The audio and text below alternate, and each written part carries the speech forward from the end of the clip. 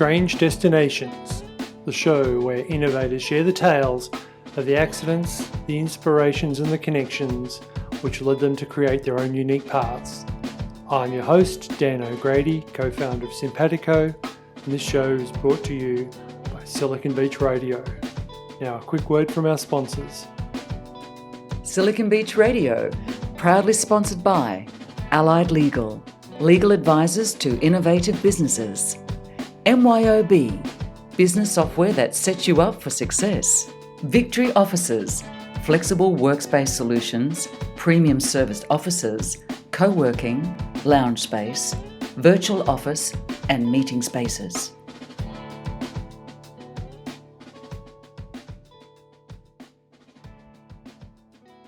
Hi, Dan here. Welcome to another episode of Strange Destinations.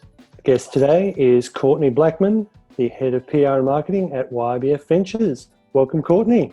Thanks, Dan. Thanks for having me. Pleasure.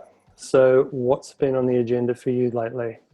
I'm the head of PR and marketing at YBF Ventures. So we've always got a massive tornado of things happening at all times. We do about 350 to 400 events per year. So we always have tech events happening. We're a tech and innovation hub based in Melbourne. So most everything that we do is centered around technology and startups and scale ups. So we always have events going on. And just within our own kind of remit, we've got some growth opportunities. So we've got a lot of conversations happening about our own growth and moving into new spaces. So that's what's happening at all times. Okay, tornadoes and growth. That sounds like a heady combination. So how did you end up in the tornadoes and growth game? So how far back do you want to go? All the way. Okay, so I guess just to start, I'm from America. That's why I have this accent. So I grew up in Colorado in a town south of Denver, which was small at the time and large now. Fast forward, then I spent time in Arizona, also lived in the UK. Then I lived in Costa Rica. Then I lived in the Dominican Republic. Then I lived in America again. And then I lived back in the UK for 15 years, which is where I lived just prior to coming to Melbourne a year and a half ago. And in that space, I had my own PR company, which was focused around fashion and music. I did a lot of kind of fun things on the side as well. So aside from producing, album launches and catwalk shows and things like that, I also did some TV work. So I used to do fashion commentation or fashion commentary for NBC's Today Show out of New York. Okay. Did some work for Fashion One television, have provided lots of written commentary or quotes for a lot of kind of media for media in the UK, as well as globally, like, The Guardian and CNN style and things like that. So, And then about a year and a half ago, it's actually my partner was brought over to YBF Ventures to be the CEO. And obviously I came with him because we are married. So they needed a PR and marketing person. And then he was like, oh, I know someone that had their own PR company that can do our PR marketing and we don't have to pay them as much as we would someone else. So how convenient. So that's how it's going. So I'm actually, so it is a husband and wife duo working together. But we seem to make it work. It works okay. I think a lot of people would probably kill each other. We're cool. We're good with it. Yeah. Yeah. And yes, I mean, I find that I also run a business with my wife, and it's it definitely has more pluses than it doesn't. I think it's the best way to put it.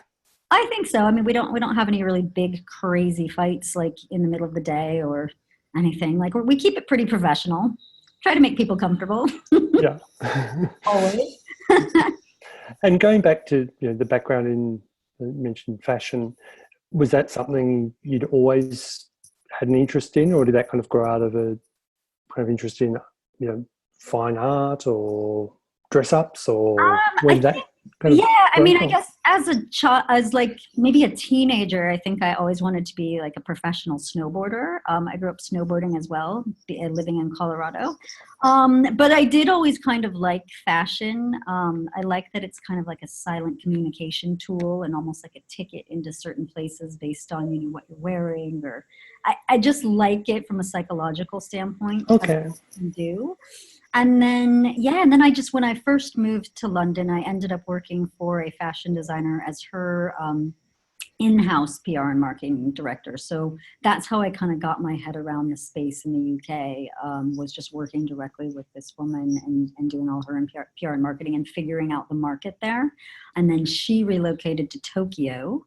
So then I just started my own company, which I don't know if looking back and being quite young when I did that, I don't know if I would have done it again, but sometimes you're a bit naive when you're younger. It's like, oh, I'll just start a company. That'll be easy. So that's what I did, and I ran it for 14 years. So when you say you don't know if you'd do it again, meaning upon reflection, it was a lot harder than you thought it. Yeah, upon reflection, because I'm working in the startup space now with tech startups and stuff, but that was a startup. It wasn't high growth. It wasn't tech, but it's a company that you're trying to grow. And if you're running it, you're doing everything. You're the tech person, you're the HR person, you're the person getting new business. You're the everything person. So you're saying that starting a PR company isn't something you necessarily do again? I think it's very hard starting any company, and also going into it with not a lot of capital, and just trying to start something from scratch. I was doing it in the UK, so I didn't have a massive network. I had a small network from the job that I'd had previously. But when you start your own company and you're kind of in charge of it, and especially when you're a startup, that wasn't a tech startup, it wasn't high growth. It isn't where I am right now, but it was still a startup. In every sense, where I was the managing director, I was the HR person, I was the tech person, I was just the everything person, the person going out and chasing new business, and it's hard. It's really hard. So, and I don't think I knew that going into it. I just thought, oh, cool, I'll start a PR company. Yeah, and how important was having a network around you in building that kind of business? Oh, extremely important, and it's. After 14 years, I had an amazing network, but I think even when you first start, you're always still building a network. And, 2 years in, 5 years in, 10 years in, you're always still building up your network. So I think it's extremely important. That's how you get a lot of things done, is being able to reach out to people that and have relationships with. So, yeah. And then relocating to Australia a couple of years ago, how did you find, once again, I guess, starting from ground zero and building a network? Yeah, I think that's the one thing I would notice at the age I am now, after being in a very specific industry in the UK and having a very specific network, moving then to Australia, and you're literally starting over. I'm not in fashion anymore. I'm in the tech, in the tech vertical, in the tech industry. So it's completely different. I'm not networked really at all. I mean, I've built up a small network over the last year and a half, but it's, it is completely starting from scratch. So it's challenging, but it's fun. It's an adventure. Adventures are good. Yeah, absolutely. Yeah. That's an interesting thing. Sounds like you've got an adventurous streak by what you've spoken about so far. Given the choice between just following through on a plan and going with an adventure, which one would you be more likely to pursue? Ooh, that's a really good question. I guess all of that's dependent on so many things, but I think I would probably always be a little more adventurous. I think plans are really good, but plans can shift so easily in any situation that it's almost just more fun to choose the adventure. Mm-hmm. Yeah. And what would be one of the most unusual adventures you've embarked upon? When I graduated from university, I moved to Costa Rica by myself. So that was pretty adventurous, I would say. I thought I spoke Spanish well until I landed and people started talking to me, and then I think I probably started crying because I didn't have any idea what anybody was saying. Could you cry in Spanish or? I think that's universal. Like, Okay.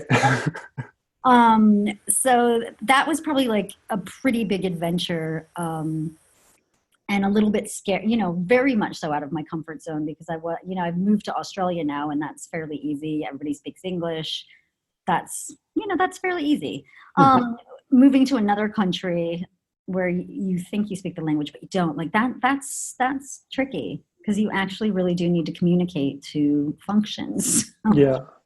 So I think I very quickly tried to pick up as much Costa Rican Spanish as possible. And ended up staying there for about 2 years, working there.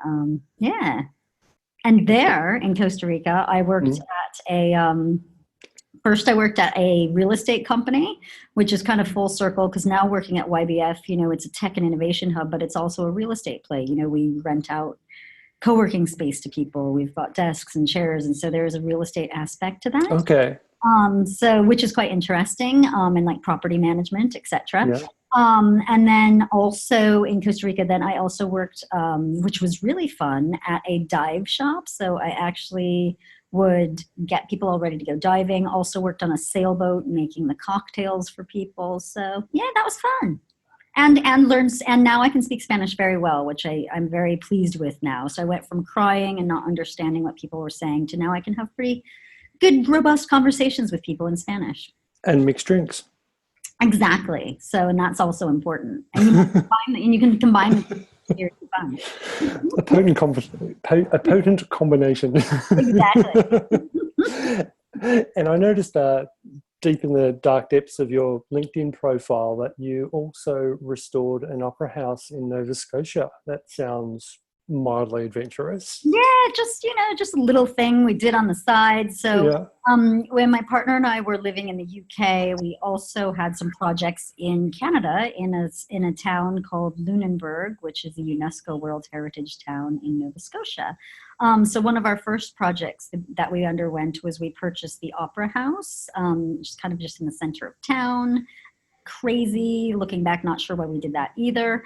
And then we spent about probably a good part of 13 years historically restoring it.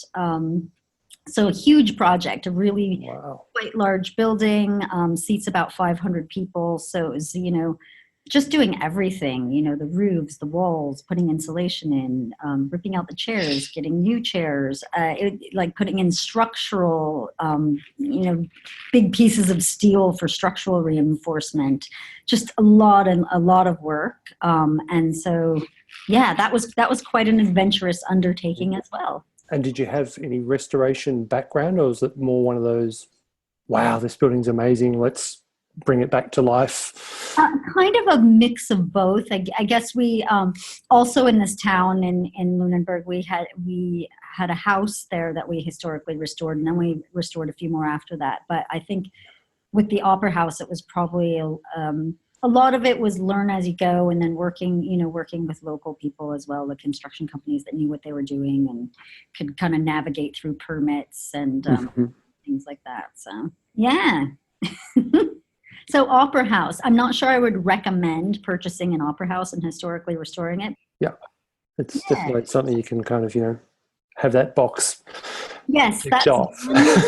Not be doing it again. Right. And then we actually recently just sold it to a charity that does music festivals. So at a discounted rate. So it's a bit of our contribution to the town and to this society that runs music festivals. So we're quite happy that someone else is carrying on the vision of it, of being, a center for the arts and not turning it into like condominiums or something like that. We always wanted to restore it and have it be a place for the arts, because sometimes you'll go into these, to these really beautiful towns where someone will take, an old building and turn it into apartments or something, where we really have that vision to maintain it for purposes of the arts.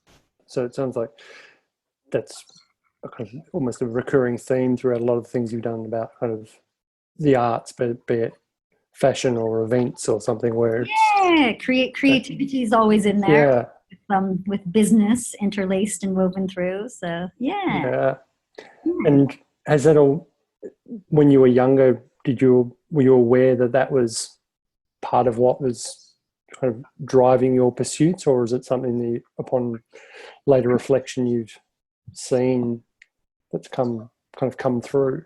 I think it's probably later. Well, maybe, but I don't know. I'm really go with the flow, so I don't think when I was younger I ever thought ahead of like anything, to be honest. Just kind of go with it and think, things happen and you find little segues and interesting things to do. And yeah, my partner his family comes from a very artistic background, so I think just being paired up with him, a lot of that influence comes through. Okay. Right. So, it's a good influence. Yeah, absolutely. Yeah. Oh, that's brilliant. And for yourself, what else do you find influences you, or do you draw upon in what you do that inspires you? Well, I'm still active with a magazine in the UK. So aside from doing the PR and marketing at YBF Ventures, in my spare time, we don't have kids, by the way. So if people are wondering how I'm able to do such random things in different parts of the world, no kids. So I still edit a men's fashion magazine in the UK. So it was something that we acquired. We acquired the magazine from some other folks that started it. We put it into print. It did 10 print runs. So for probably about 4.5 years, 5 years, did 10 print runs. I pulled it out of print last year when we relocated to Australia because that was too difficult to manage. So it's still an online platform focused on men's fashion and lifestyle. We've got film sections, music, travel, etc. So I still look after that as the editor-in-chief. So I find that really fun because I can still kind of have my finger on the pulse and what's happening, A, in the UK, and B, in fashion, albeit it's menswear. So yeah, so I find that really fun and inspiring because I'm learning a lot as I'm now in the position of being in a tech and innovation hub. So kind of being pushed in a different direction than I was before and learning a lot, but still having my finger over in fashion or a toe dipped in fashion, I think is still quite fun because then I don't have to give up that part of my life that I spent such a big chunk of. That's so you can kind of pursue both paths without giving up on either. Yeah, exactly. Which is fun nowadays because anybody can do that. I think, just having the internet, you can do anything, anywhere. So it's pretty awesome. Yeah. Technology. Do it all. Well, at least pursue the things that are important. Yeah, exactly. Well, that's great. Well, look, thank you so much for your time, Courtney. It's been a wonderful chat. And if people, want to connect with you or learn more about what you're doing with YBF or the magazine, what are the best ways for them to? Oh, if somebody just connects with me on LinkedIn, that's perfect. It's just Courtney Blackman. That's it. Grand. All right. Well, put that in the show notes. That's nice and easy. Yeah. And also put the link for YBF in there as well, if anybody wants to. Yeah, perfect. Out what you're doing there. And also thanks for coming on Strange Destinations. To everyone out there, this show is brought to you by Silicon Beach Radio and Simpatico. Thanks for listening. Thanks, Cheers. Dan. Bye.